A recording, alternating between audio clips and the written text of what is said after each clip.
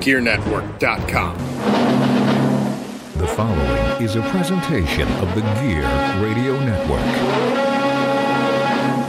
This call is being recorded. Is a presentation of the Gear And with that, Radio we welcome you to the Better Live Than Dead podcast, powered by Better Live Than Dead You're and the Gear listening Radio to the Better Network. Live This Than Dead is podcast on the Gear actually Radio legitimately Network. confirmed. Episode number 185. 185. I dig it. So, you know, the last time that we were here with myself and John talking the AFC Previewcast, this is the NFC Previewcast, I got ahead of myself. And I thought that it'd be really funny to pre-number the episodes. Well, last episode, I numbered it 185 because I thought it would go NFC, AFC. But, you know, things came up and life happened. And here we are on episode 185. So the last two episodes have both been numbered 185. But, you know, we just edit that in post. But I am Ryan Wolfe. You can find me on all forms of social media. I probably won't respond to you because I don't use them anymore very much, but joining me on the phone, Mr. Perez, who you can also find everywhere on the internet. How you doing, buddy? What's up, my guy? I'm doing well. Thank you very much. We were talking about it before. We were talking about it before the podcast that it's exciting that football is coming back because, well, I mean, it's a lot of fun when your football team is good. And so we've got that going for us, for the both of us, really. But your favorite football team. But, I mean, I really enjoy the fixings of the football season. I know I'm very excited about chicken wing dip and chili and all sorts of other things that I actually have. My wife has come up with a nice little Pinterest list that I'm going to try to work with her to plan out, you know, a nice healthy spread of 18 weeks of each week trying something different. I think that would be pretty cool. Very cool. Very cool. Just because if there's no other reason, it gives us a reason to just hang out at home and do stuff together and watch football. And our wonderful little calzone also seems to love football and the Buffalo Bills. So it's a really a nice 1-2 punch. Our poor kid. Hey, it could be worse. She could like the Cowboys. Hey, that'd be smart of her. This is the NFC Previewcast, However, as mentioned. Just real quick. Oh, sure. Ryan gave out his socials. I'm going to give out my socials. I got no socials. Your social media. I mean, I have a Twitter. I don't check it anymore. I have a Blue Sky. I don't check it anymore. I have a Threads. I look at Threads maybe every once in a blue moon when something happens. And I check my Instagram daily to watch stupid videos, and I would do the same with TikTok. Okay, so on TikTok, you can follow me at Beyond Whiskey with Perez. I do whiskey breakdowns and ratings. Check it out. You can also check me out on YouTube at Beyond Whiskey with Perez. It is my whiskey review YouTube page. Check it out. My Instagram used to be MRLG Perez. Now it's Beyond Whiskey with Perez. You can check that out. And my Threads is Beyond Whiskey with Perez. You can check that out. My former Twitter is MRLG Perez. I don't really log on there much because Twitter's going back crap crazy. But I do check it every once in a while. And if you message me, I will respond. I also believe that your OnlyFans is Beyond the Whiskey. Also, Beyond Whiskey with Perez. Yeah. Sorry, I was reading something as I was talking. Nothing but feet pictures. Yeah. Hold on one second. We're going to continue. You continue telling me your stories. I got to go get my dog. He's barking at the door and the baby's trying to go to sleep. Oh, that's not good. Definitely don't want the dog to be barking while the baby's going to sleep. But no, I, unlike what Ryan just said, I don't actually have an OnlyFans that shows nothing but feet pictures. It shows a lot of other things other than feet. I'm just playing. I don't have an OnlyFans. I have a Just Fans. I'm just kidding with that, too. I really don't. I don't even know if that's actually a thing. If it is, it should be. I'm back here now. Cool. He'll come down here for like 30 seconds and then go upstairs and go do something else, which is very convenient. As always, though, or as recently at least, this episode is brought to you by puckluck.com. Not only is football coming back, ladies and gentlemen, the National Hockey League also around the corner, and puckluck.com is your one-stop resource for all of your National Hockey League sports betting action. Puckluck provides win percentages and score projections for each and every NHL game to tilt the ice in your favor. Not sure what to bet or just in a rut? Not to worry. Puckluck also provides expert picks to get the puck bouncing your way. Please note, though, Puckluck.com, no way affiliated with the National Hockey League, its teams, or the NHLPA. Puckluck.com provides data related to gambling and cannot guarantee the success of any suggested or related wagers. As always, please gamble responsibly. First off, let me also mention here, you can hear us on BetterLiveThanDead.com, GearNetwork.com, and wherever else you get your podcast. Before we get started, though, if you do hear some air blowing in the background, that's because at the time of recording, it is still a balmy 78 degrees, and it was much hotter today in Western New York, topping 90, I believe, at one point in time. Hotter than hell, I believe, is the appropriate term for it. So my air conditioning has been working overtime for the past few hours. So it's just kind of still getting cool. So that is the noise that you hear in the background. If you do hear a noise, if you don't, just ignore it. But it's not poor production quality. It's just I'm in my basement or my office recording this podcast. So with that being said, Lewis, preseason is done. Regular season is less than 24 hours away at this point in time, probably even closer by the time you listen to this podcast. We're joined today by Better Live Than Dead's resident NFC expert, lifelong Dallas Cowboys fan, Mr. Perez, obviously, as we mentioned. Just like the last podcast here as well, our three big things are going to aptly be renamed the four big divisions. And Lewis, we're going to start hot and heavy, jumping in head first into the NFC North. Now, just like the last podcast, we did use predictions from sportsnot.com. They seem to have the most logical predictions, which I thought were good to use, not, stuff like we saw today on social media and on the internet that certain websites and certain television programs have the Buffalo Bills finishing fourth in the AFC East. I don't know what kind of drugs you're smoking at that point to think that's going to happen, but I digress.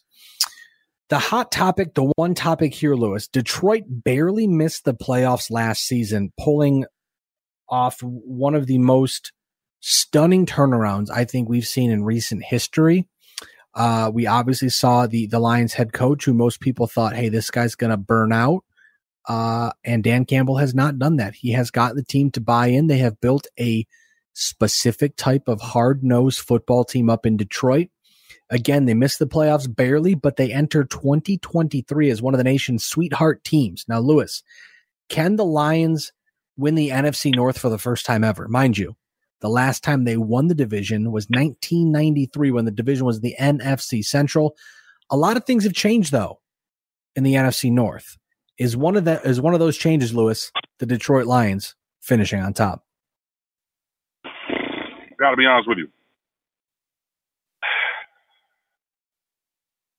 Maybe. I think you had me on the edge there for just a second. Looking at the notes, I see that Sportsnot's got Detroit 11-6, tied with Minnesota at 11-6. I think that's optimistic for both teams. I do think that Detroit's made some strides, and I definitely think they're going to make the playoffs this year. I do think that they probably will end up with the same record as the Vikings, but I'm seeing more like a 10-7, 9-8 type of record. But depending on you know what? I might have to give it to the Vikings. I don't know if the Lions will win the division, if that answers your question. I'm going to say no. Hold on a second. I don't know if you guys are hearing this, but there seems to be technical difficulties. So I'm just going to keep talking.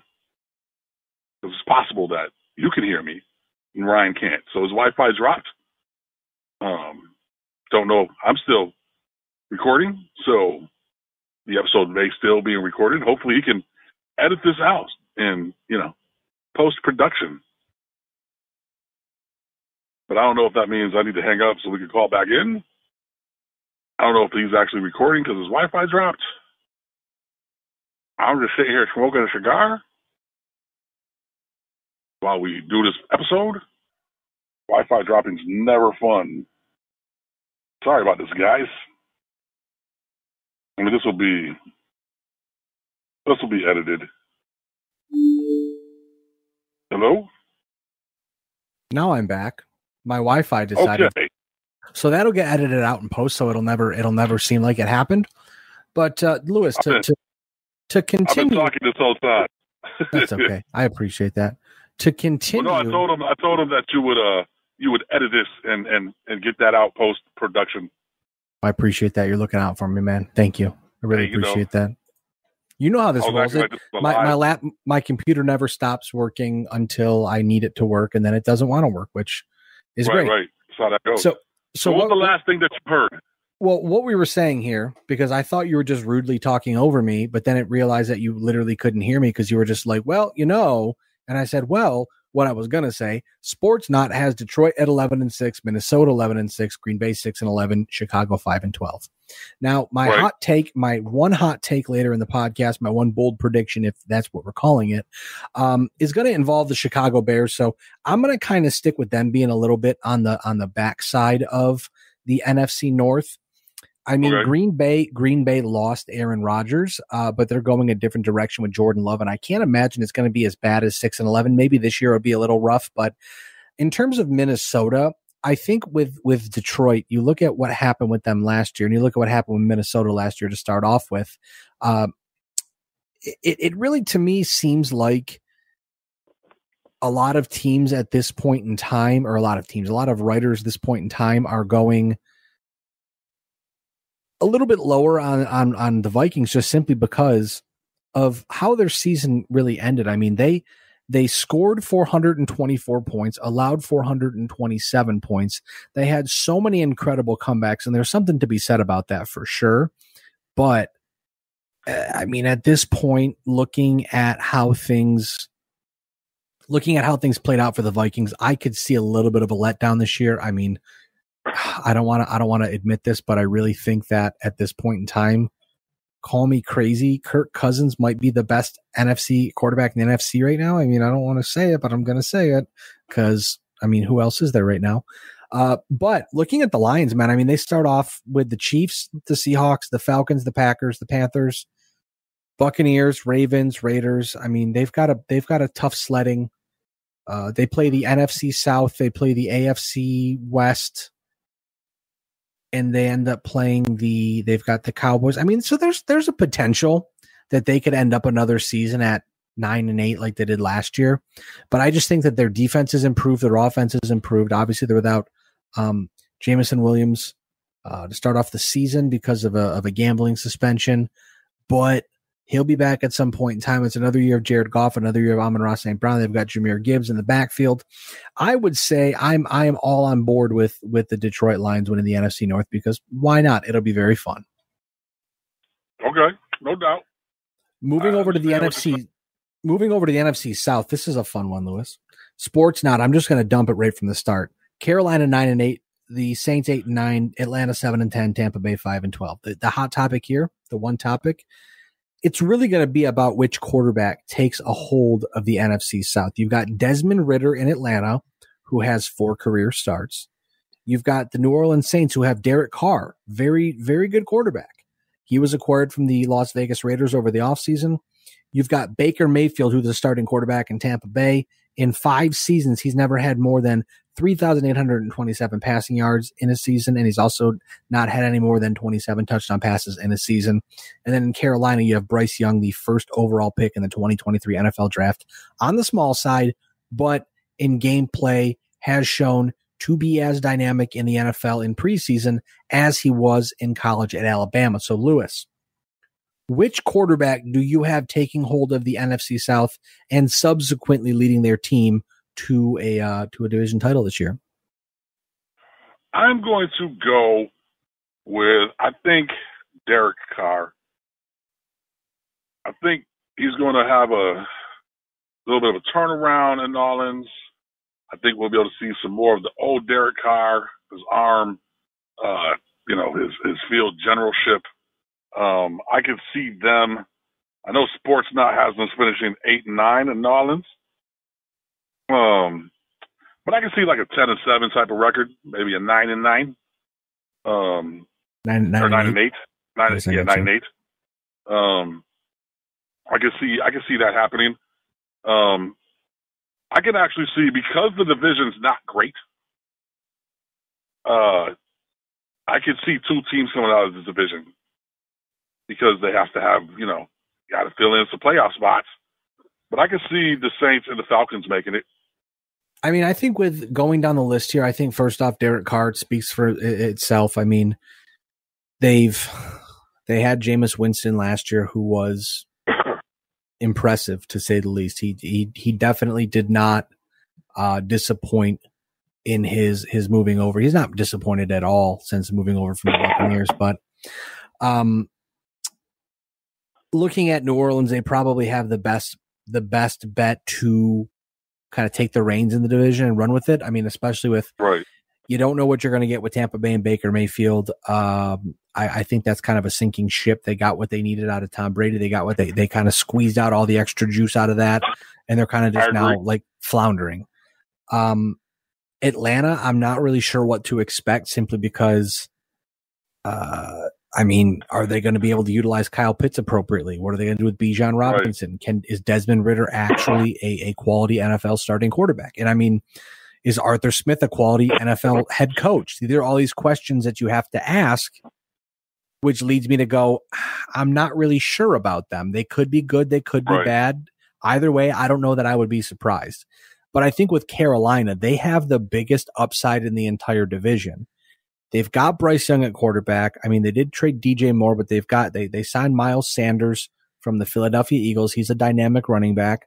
You've got Frank Reich, who is John is I think John is upset thinking that we didn't get the podcast back together, because naturally we start recording and the podcast dies.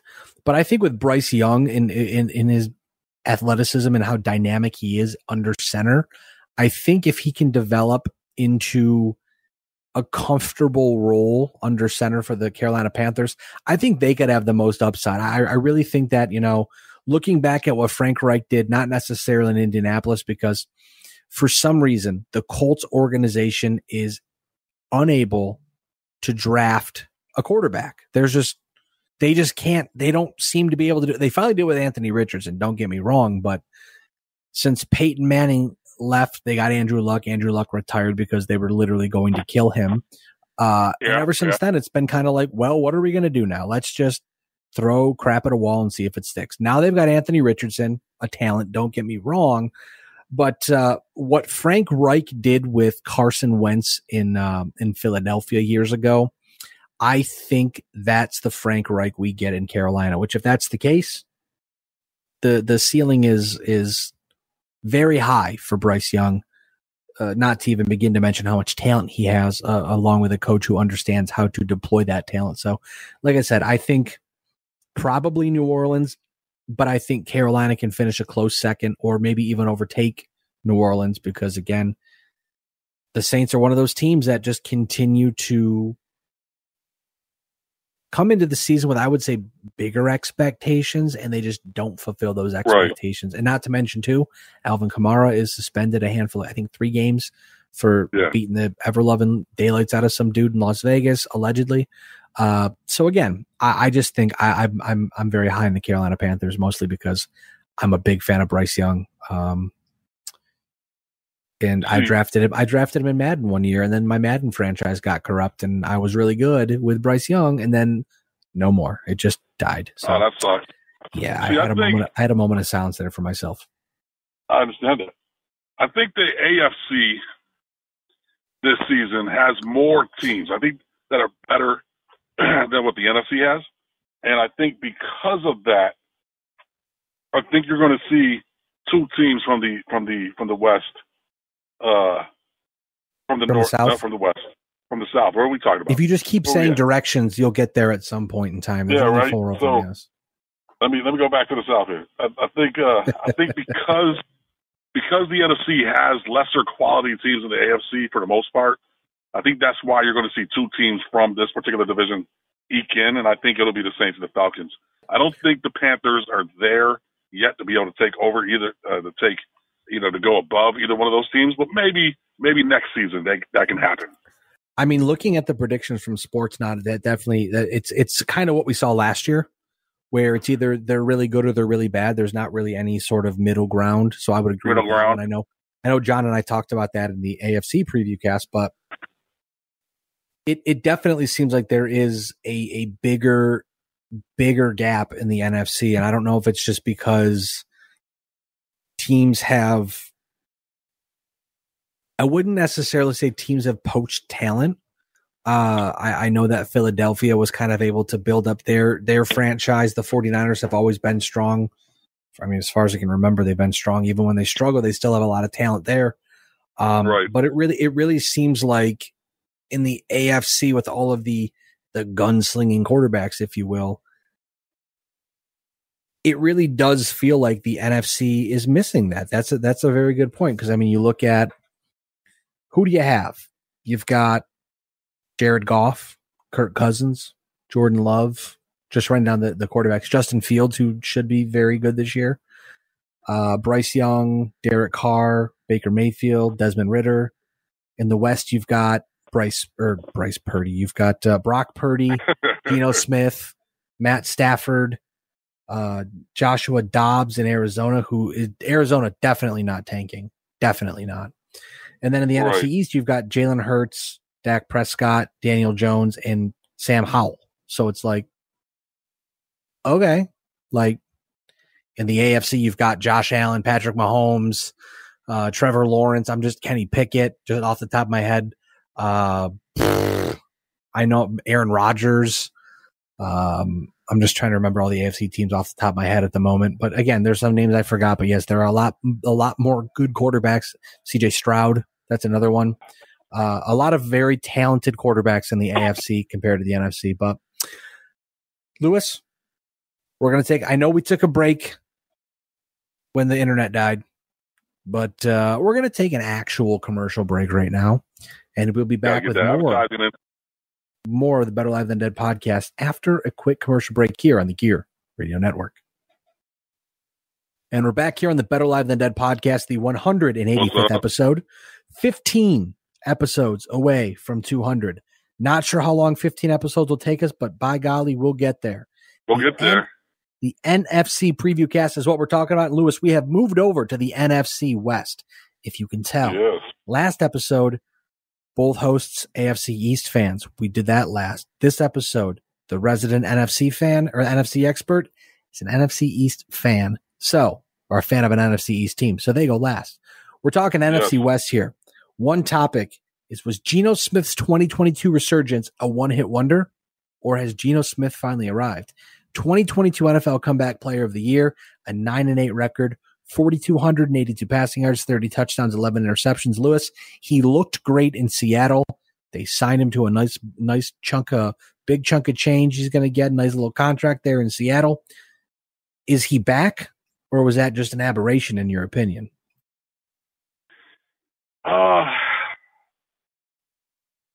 I think so. If you look at Geno Smith last year, first half of the season, he played really well. And then the second half of the season, he kind of started to fade a bit. And I think that Geno Smith that was fading a bit is the Geno Smith we're going to see. I don't think the Seahawks are going to make the playoffs this year. Let's see, what does sports not have them finishing as? 11-6. I think that's optimistic. Well, the only reason I think the only reason, Lewis, that they're finishing with that good of a record, take a look who they're in the division with. I don't know, the Rams, the Cardinals.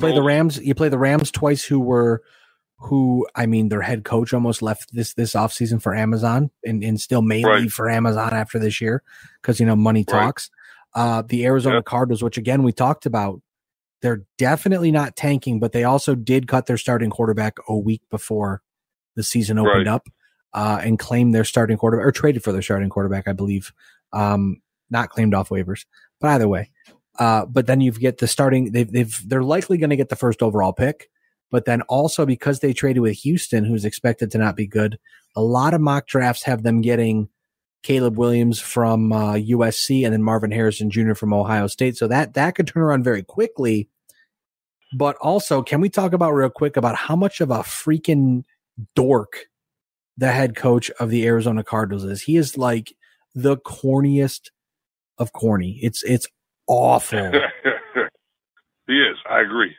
There's that video on YouTube where it's like, if you don't have that fire in your gut, who took the bus? Who's got that fire in their gut? Who's got that fire in their belly? And you look around and all the guys are like, bro, what is this guy talking about? Right. That's true. I don't think the Cardinals are going to be good this year, but I can see the Seahawks finishing 9-8. I don't think anyone in that division is going to beat the 49ers. No, I think that one is settled. I mean, that's why the conversation here is Geno Smith's resurgence a one-hit wonder? Simply because if it was, the 49ers will have this division wrapped up by Thanksgiving.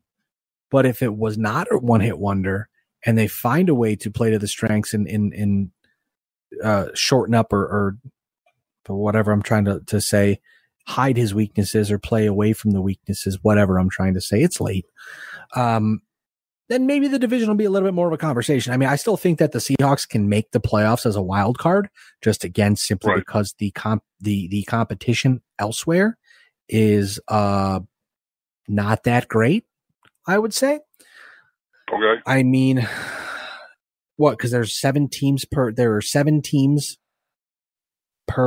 right? That's right. 7 teams because they have the 1 bye, not 2 byes. So there's an extra team. So if you have 7 teams, you've got the 4 divisions, you've got 3 wild cards. I mean, Washington, what have you done for me lately? The Giants, again, does Daniel Jones make that jump? We'll talk about in just a minute. The Rams, I'm not sure until I see Matt Stafford in that offense run again. Cardinals, hell no. Tampa Bay, I would not bet my last dollar on them. Falcons, maybe. Saints Saints and Panthers, maybe. I mean, maybe Minnesota and Green Bay, and they can make a 3-team NFC North playoff run, but it's up in the air, man. Like aside from the division winners, it's really up in the air because it gives us an opportunity now to move over to the NFC East. I mean, if Philadelphia doesn't win the division again, Dallas is probably going to win the division. And then whoever doesn't win the division is most likely going to take that first wild card. So my one topic here for the NFC East, Lewis, is this the year the Dallas Cowboys stop screwing around and finally win something? Now, I say that not in jest, not taking shots. Dallas has not made it past the divisional playoff round since they won the Super Bowl in 1995. They are 24-10 combined in the regular season over the last 2 years, but cannot get past the divisional playoff round. Granted, they have won some playoff games, but they have not won enough to make a difference because when your owner, GM, leader, whatever, Jerry Jones is running the show, anything short of a Super Bowl is a failure. You know that. It's much like the New York Yankees. Anything short of a World Series is an abhorrent failure. So is this the year, Lewis, that the Dallas Cowboys stop fucking around and finally find out that they may be able to win a football game or two? Or is it going to be a little bit more of the same for that team down in Texas? All right. So, the Cowboys are my team. That's why I asked this question. Last year, Dak Prescott became the first player in NFL history to lead the league. To piss you off? Oh, yes. Well, no. I mean, other people have done that as well. But, he led the league in interceptions, and he missed 5 games. So, if we see that Dak Prescott, not going to happen. I honestly, I just want to comment on that very quickly, Lewis, because again, I know it's like me with the Bills. If one of us doesn't jump in, we will lose each other. And I don't need you floating off to sea here like that cruise, that little ship that went to see the Titanic and crushed. I don't need you to do that on me. So I want to ask you about Dak Prescott. Yeah, he led the league's interceptions. He missed a bunch of games, but I have a feeling just by watching enough Dak Prescott, because God forbid the Cowboys are on every goddamn weekend. Doesn't matter what's happening. They're always shoving the Cowboys down your throat to your advantage, because you don't have to pay to watch them. You can just turn on Fox, NBC, whatever. I feel like Dak Prescott last year was pressing way too hard because he knows. I think I agree with you there. He knows, it seems like, that the pressure's on. That even though he has a big contract extension, we know Jerry Jones is not afraid to do something crazy.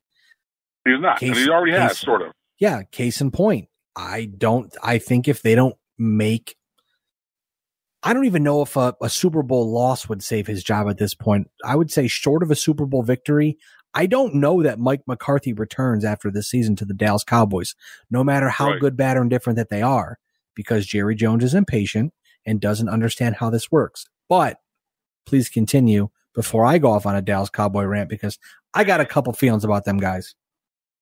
So what I was going to say was, what the big question mark for me is the running back situation. Tony Pollard's coming off a huge injury. Is he going to be good to go? Are they going to have a good running game? Mike, when you said you thought Dak Prescott was pressing last year, with the running back situation possibly being up in the air, he may be pressing again this year. However,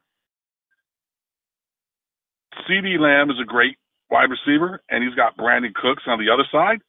And I think because he has two top receivers now who can put up, really nice numbers, I think that this year the Cowboys are going to win that division. That is my prediction. That's a fair prediction because the NFC East has not had a repeat champion since 2004, and the Philadelphia Eagles won last year. Although the Philadelphia Eagles are, again, still very good. I think the Eagles will definitely make a deep run into the playoffs again, with a little bit different of a finish. We'll talk about that in just a moment. But for me, with the Dallas Cowboys, they have squandered so many opportunities to win with relatively good teams. Pretty much every team Tony Romo was a quarterback on, every team they had Des Bryant on, a lot of the Jason Witten teams. But at this point in time, although Jerry Jones is, I would say, over the hill and probably halfway in the grave at this point, I think he realizes that there is a lot of pressure right now in comparison to other years, because again, you're getting to the point where will they or won't they with Dak Prescott? We saw how contentious those contract negotiation talks were with the Cowboys and Dak Prescott. I think the running game will be better by proxy, most simply because now Ezekiel Elliott is not hanging around that running back room. And I say that because I don't think that Ezekiel Elliott was a bad running back. I just think at this point in time, he has seen better days. I mean, when my brother texted me about Ezekiel Elliott signing with the Patriots, he was jacked up. And I said, yeah, it's pretty cool because it's a big name. But the Dallas Cowboys consistently have one of the best offensive lines in the league.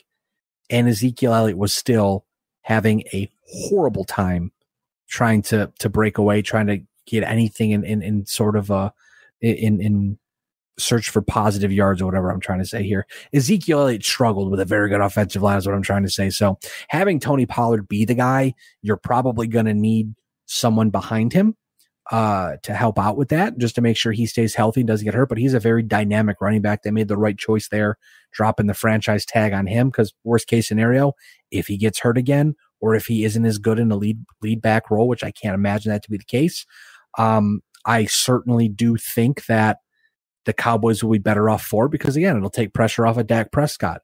Getting Brandon Cooks was a smart move again, because you'll open up CeeDee Lamb for some more single coverage, but also you'll ideally take people out of the box, which will then allow more options for play action, or allow Dak to run a little, or allow for a short little hitch to Tony Pollard to get him 5 yards out and let him just kind of run for a bit and let him be dynamic like he is. So again, I pay a lot more attention to the Cowboys than I did, mostly because We talk about them a lot because you are a fan of them. Much like the New York Jets, I try to pay attention more, so I try to have informed opinions about them more than other places. But I think with that being said, I still think the Eagles are going to win the division because they are a juggernaut, and Jalen Hurts is I would say top 4 quarterback in the league, depending on who you ask, with the top 4 being in no certain order: Josh Allen, Patrick Mahomes, Joe Burrow, and Jalen Hurts.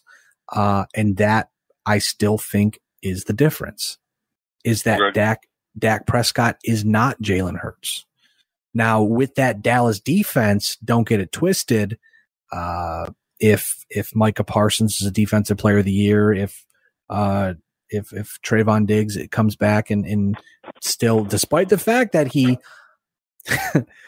I love the fact that he is boom or bust in terms of he'll give up a lot of yards, but he'll make the interception at the right time and he'll get a lot of them. So it's like, it definitely is that it's really funny to see. But that Dallas defense is incredibly dynamic. You know that. I think everybody knows that.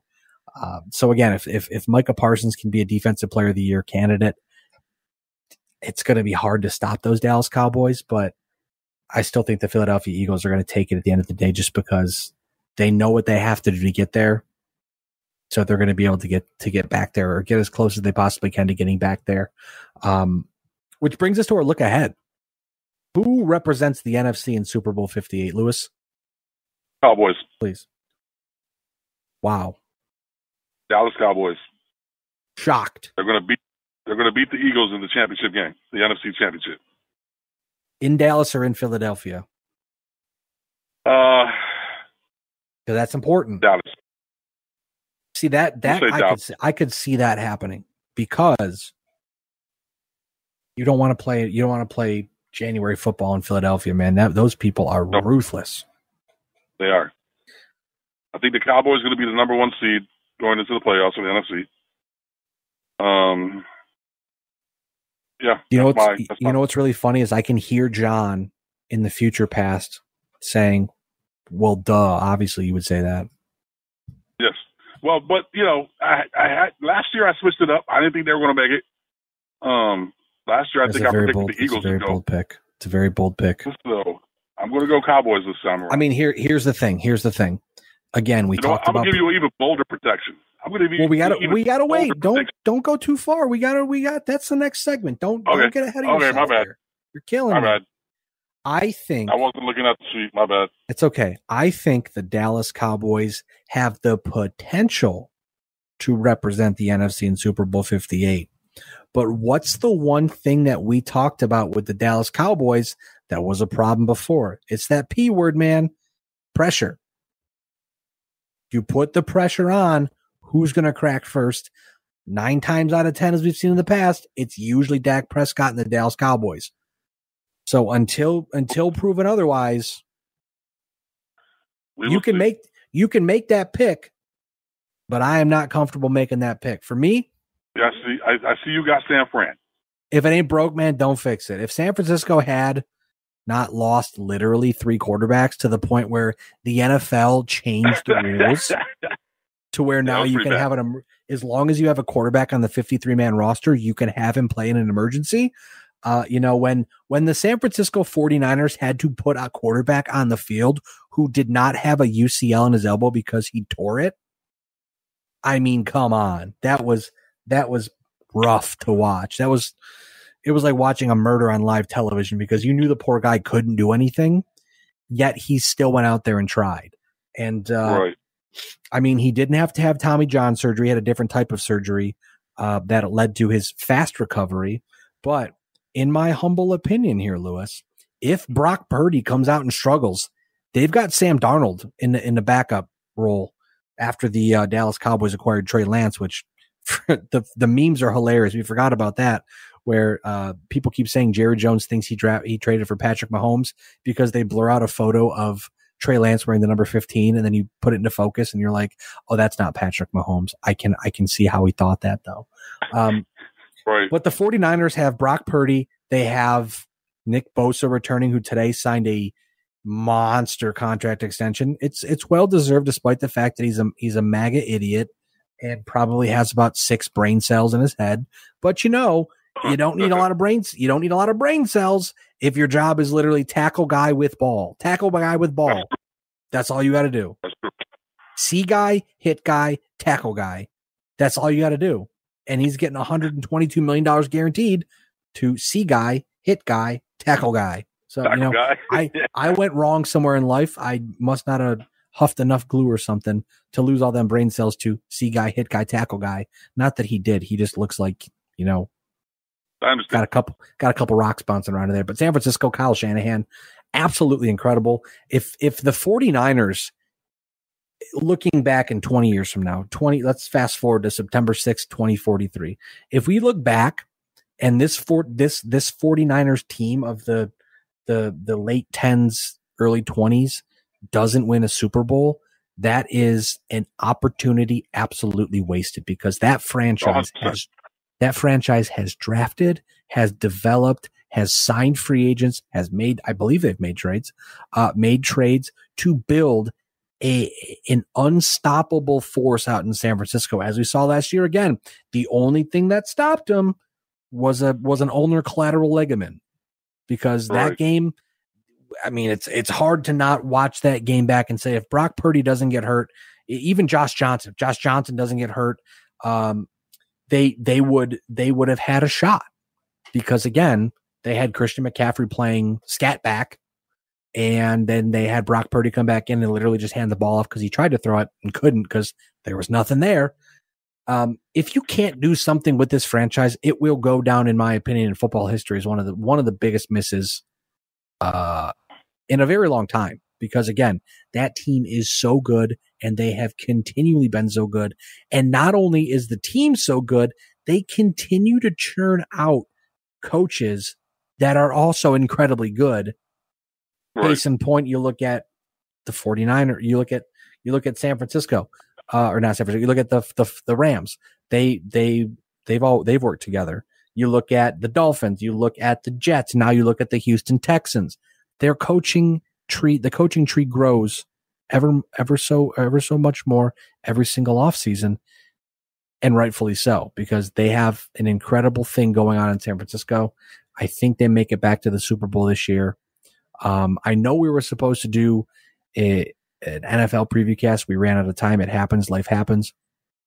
I had the Bills and 49ers playing with the Bills over the 49ers because that's Chris Berman's prediction every single year. But I think that the Buffalo Bills could do it, because why the hell not? There was one thing I heard today, and I know it's NFC, and I'll let you do your bold prediction. Josh Allen said on a podcast with Jordan Palmer and Kyle Allen. It's a very good podcast called The Room. It's great. It's very interesting stuff. He said that this training camp is unlike any other one he's been in with the Buffalo Bills, because every day the offense came to work to beat the defense came to work to beat the offense, and there would be days where the offense was rendered inept, the defense was rendered inept, and they're able to find ways to grow based off of that, and now they're taking that information to deploy it against other teams. Does that mean anything? I don't know, but it reminded me of a story of the 2022 Los Angeles Rams, who did the same thing, where it got so bad in practice that Sean McVay had to tell the defense to back off, because they're like, you're going to destroy the quarterback's confidence, because you're just destroying them every single day and not letting them like install game plans and stuff like that. I'm pretty sure it was the 2023 Rams. It might have been the 2021 Rams, but either way, the fact that is what we're hearing gets me so hyped and ready to say that the Buffalo Bills are going to win the Super Bowl this year, because again, same thing with the 49ers. On a lesser note, if the Bills don't win with Josh Allen, you're probably never going to win the Super Bowl, because you've got one of the best players in the league right now in his prime. Do something about it. But Lewis, I'm off my soapbox. The Bills are going to lose in the divisional round to the Bengals. If that happens, I'm going to smack the shit out of you, and I'm going to record it and put it on TikTok, and it's going to go viral. Okay. White man assaults elderly Puerto Rican man. Elderly? Watch your mouth, son. I will choke you. How old are you? I'm 50. Talk shit. That doesn't mean I'm elderly. You're getting there. You're getting close. That's 100% true. You're close. So. You get them ARP discounts? Actually, AARP opened it up to everybody now, so anyone can get an AARP discount. So Why gotta be so serious? About to hang up on you. Why gotta be so serious? Your bold prediction, Lewis. What's your crazy prediction here? My bold prediction is that Dak Prescott's going to win the NFL MVP this year. So I'm going to follow your bold prediction with another bold prediction, which might be a little crazy because we've not seen this happen in 25 years, right? 25 years? 26 years almost. 25. I don't know. I'm bad with math. Don't put me on the spot. It's okay. Despite the Bears being mediocre in 2023, I don't think they're going to make the jump that everybody thinks they're going to make because they still have a lot of work to be done. They go out, they get DJ Moore. That's great. That'll be fantastic for Justin Fields. I don't think Justin Fields will win the MVP because, again, I think you have to be in the playoffs to win the MVP. We've seen that. That's how the Raiders work. You don't make the playoffs, you don't win. But I think he's going to perform so well that he will finish top 3 in the MVP voting. Now, okay. I say this, Lewis, that he won't win it, but he'll finish top 3 because the worst team record to win the MVP most recently was 1997. Barry Sanders finished on a 9-7 Detroit team and was named the NFL co-MVP with Brett Favre.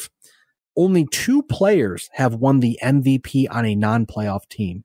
I was going to say, can you guess? But I saw you poking around the notes, so I'm just going to tell you. Johnny Unitas did it in 1967 with the Baltimore Colts. They were 11-1-2. They were pretty good. They just, got unlucky. And O.J. Simpson, the Juice, 1973 on a 9-5 Buffalo Bills team. Not to mention, too, the Bears don't get much love. Granted, the Bears have not been very good for most of their existence. The last Chicago Bear to win the MVP was Walter Payton in 1977. So again, I think the odds are stacked against Justin Fields. If they make the playoffs this year and they win 11 games, he's the MVP hands down. Because we saw what he could do last year. He ran for over 1,000 yards, threw for, I think, over 3,000 yards. You don't see that every single day.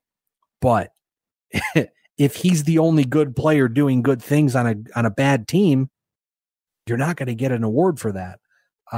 Because again, I look at the MVP like this. If you take the player off the team, are they better or are they worse without you? So if the Bears finish 5-12, do the Bears finish 0-17 without him? It's like the wins above replacement argument in baseball. Right. Yeah, if you don't have Shohei Ohtani, you're going to lose, 10 wins above replacement, and you're not as good as you were. Okay, great. I understand that. That's logical to me. But for football, it's kind of hard. So, again, your bold prediction, Dak Prescott wins the MVP. And my bold prediction, the Bears are not good, but Justin Fields still finished top 3 in the MVP voting. Now, Lewis, with that being said, I'm going to wrap this bad boy up because I got to go fix it now that I broke it. And I also want to go to bed. Excuse me. So, again, Lewis is at Beyond. Before you do that real quick, do you want to know who I think is going to win the Super Bowl? Oh, Christ. Let me guess. Go ahead, guess. No, you tell me. Blow me away. Kansas City Chiefs. The Kansas City Chiefs are going to beat the Dallas Cowboys in the Super Bowl. That's my prediction. Lock it in. Bet money on it now. That's my prediction. I hope I'm wrong. I hope it's the other way around. Me too. I hope you're wrong. I hope none of that happens. I'd rather eat a dirty baby diaper than watch the Cowboys and the Chiefs play in the Super Bowl. But that's just my opinion. It's my opinion. Yeah. Maybe Patrick Mahomes will get a high ankle sprain and his foot will get shoved up his ass or something. That'd be fun. The Dallas Cowboys offense gets taken up by a drone strike. I don't know. Something entertain me. But with that being said, you can follow both of us on social media, as mentioned before. I am Ryan Wolfe. He is Mr. Perez. We are, as always, better live than dead. You're not. We will catch you sometime very soon. Football is back. Pumpkin spice lattes are back. Basic bitches are back. And we're back. Podcast is That's back. right. Thanks for tuning in. We'll catch you sometime very soon. Peace. The preceding presentation has been brought to you by the Gear Network.